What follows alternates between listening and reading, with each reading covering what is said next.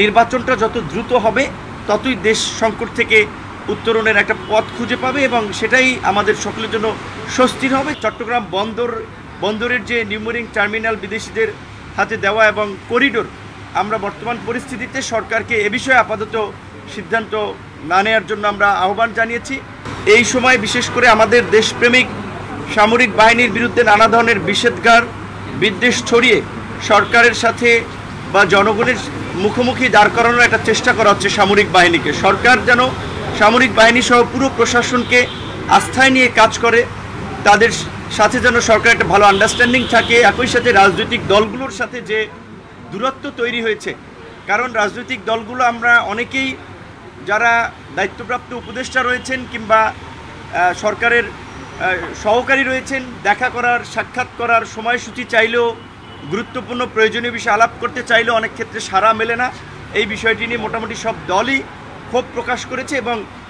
প্রধান উপদেষ্টা সেই বিষয়টা আপনার গুরুত্ব দিয়েছেন যে যোগাযোগটা আগের চেয়ে আরও যেন আপনার ঘন ঘন হয় এবং বিশেষ করে যেই দুটো বিষয় নিয়ে আরও বর্তমানে রাজনৈতিকভাবে এবং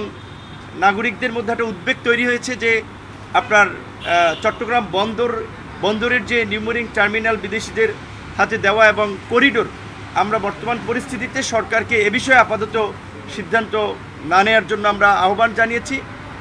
এবং একই সাথে নির্বাচনের যে রোডম্যাপ বা ডেটটা সরকার যেটা বলেছে ডিসেম্বর থেকে আপনার জুন, এটি একটি অস্পষ্ট সময়, কারণ এর মধ্যে রোজা আসবে, কুরবানি আসবে, ঈদ আসবে, ইজতেমা পড়বে। সেই কারণে আমরা বলেছি অন্তত প্রধান উপদেষ্টা যেন একটা সুনির্দিষ্ট মাসের কথা বলেন যে এই মাসে সম্ভাব্য নির্বাচনটা হতে পারে এবং নির্বাচন এবং সংস্কার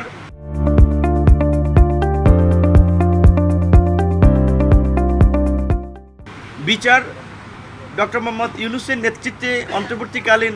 সরকারি করুক, আমরা সেটা চাই। সেক্ষেত্রে সরকার অভ্যন্তরীণভাবে কিংবা যে বাহ্যিকভাবে যে চাপগুলো কিংবা নানান ধরনের ষড়যন্ত্র তারা অনুভব করছে বা করবে, সেই ক্ষেত্রে আমরা পরিপূর্ণ তাকে সহযোগিতা করব। আমাদের পক্ষ থেকে এটাই ছিল মোটামুটি দলীয় এবং বিশেষ করে যারা আমরা একত্রেও ঢুকেছি, যেহেতু 2-3টা স্লটে বিভিন্ন রাজনৈতিক দলগুলোর প্রধানদের কিনে আজকে বসেছেন, এটাই ছিল মোটা দাগে আজকের এই আলোচনার বিষয়বস্তু। প্রধান উপদেষ্টা তো সব কথা সবার কথা শুনেছেন, সব কথার তো টু দ্য পয়েন্টে তা তিনি স্বাভাবিক প্রোটোকলে উত্তর ওইভাবে দেন না, বা আবার ধরেন অনেক কথা বলেছে সেগুলো আবার ওপেনলিও বলা সম্ভব না। তবে যেই সমস্ত বিষয়গুলো তিনি স্বীকার করেছেন যে তিনিও শুরুর দিকে অনেককে চেনা জানা ছিল না বা অনেকে উপদেষ্টা হয়েছেন, উপদেষ্টা পরিষদে এসেছেন, এখন তাদের পারফরমেন্স নিয়ে অনেক প্রশ্ন উঠছে, তাদের মন্তব্য নিয়ে একটা যে বিতর্কিত অবস্থা তৈরি হয়েছে সেটাও তারা বলেছেন এবং যেহেতু পাশাপাশি অনেকেই বলেছেন উপদেষ্টা পরিষদের পুনর্গঠনের বিষয়টাও আলোচনা হয়েছে এবং সেখানে রাজনৈতিক দলের পরামর্শ নিয়ে এই সমস্যার সমাধান যেন সরকার করে বা যে কোনো ইস্যু তৈরি হলে যেন রাজনৈতিক দলের প্রতিনিধিদের সাথে আলোচনা করে, এই বিষয়টাতে আপনার তিনি আশ্বস্ত করেছেন এবং অন্যান্য বিষয়গুলো যেগুলো যেভাবে দ্রুত সুরাহা করা যায় সেই বিষয়টি নিয়ে তারাও আবার আপনার সরকারের অন্যান্য উপদেষ্টাদের সাথে বসে সিদ্ধান্ত জানাবেন। আসলে শুরুর দিক থেকেই আমরা বলেছিলাম যে এই অভ্যুত্থান পরবর্তী সময়ে জাতীয় সরকার কিংবা অভ্যুত্থানের অংশীজনদের সরকার ছাড়া নির্দিষ্ট বলয়ের সরকার হলে তারা দেশ চালাতে পারবে না, দেশে স্থিতিশীলতা আনয়ন করতে পারবে না এবং এটাই আমরা আজকেও সেটা বলেছি যে আমরা কিন্তু 9 মাস আগে বলেছিলাম যে আজকে 9 মাস পূর্বে যেভাবে বাংলাদেশের ইতিহাসে বাম ডান সকলে মিলে যেভাবে এই সরকারকে সমর্থন দিয়েছে ব্যক্তি ইউনূসের কারণে, এখন কিন্তু সেই সমর্থনটা